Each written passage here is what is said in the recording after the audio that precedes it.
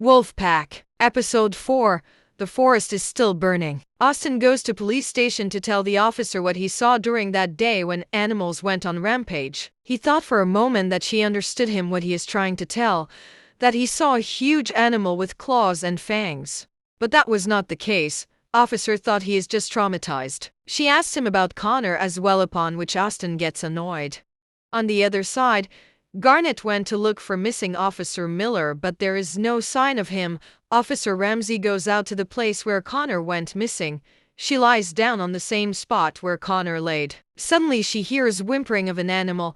She gets up and sees an injured bighorn sheep. Garnett takes Everett and Blake back to their homes and tells them to be normal. Everett's mother does not seem to be fond of him. She didn't know he stood behind and listened to everything she said. He goes to school and meets Austin, who asks him about sleeping pills. Everett agrees on one condition, that if he tells him what he saw on that highway. Garnett is with her co-worker, who also seemed to know the teenager's secret. Luna asks Harlan why he didn't kill Werewolf when he had the chance. Suddenly, Luna's heartbeat accelerates. Harlan hands shake. Everett, who is giving a test, is having an anxiety attack and has shaking hands. So does Blake. All of them head towards the restroom. Everett tells them he is having an anxiety attack due to the werewolf.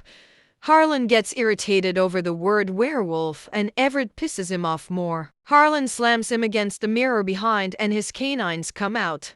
Everyone is shocked. They figure it out that whenever they are together and angry, they act in sync, because wolves hunt in a pack. Blake does not want to be a part of the pack and goes off. Everett follows her example. I didn't like them anyway.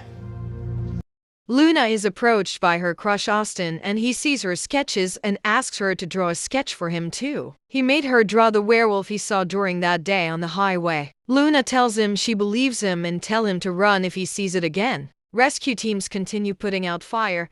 Garnett goes to Officer Ramsey and volunteers to help find out the arsonist. In next scene, Blake's father tells her about a strange call picked up by Danny. Danny writes down the message on his iPad. Blake panics and takes Danny with her to work. The siblings seem to have a good time together until Danny gets anxious and asks for TV news. He hits Blake across her face. A suspicious car comes and seems to have watching the siblings. Blake suddenly remembers something and tells Danny she'll be back in 5 minutes. Something approaches the cabin where Danny is waiting for her sister. He looks out from the window and sees a furred animal passing by. The animal is growling lowly. Danny gets scared and hides down the table. Blake gets to security room and sees CCTV. She sees the open door of cabin and rushes outside to his brother, but he is not there. Blake runs all around the parking lot screaming Danny's name, but to no avail. She reaches rooftop and screams his name. She comes down and calls her dad. Suddenly she sees Everett coming towards her holding Danny in his arms. Danny is holding wolf furs in his fist. Everett tells her he heard her screaming Danny from his home and came running. Luna and Harlan also arrive, hearing her screams. You howled. Officer Ramsey is still looking for the clues. She came across a tree which had blood stains on it. The werewolf is pulling up the body of Officer Miller, drags him, and drops him down the elevator over a pile of dead bodies.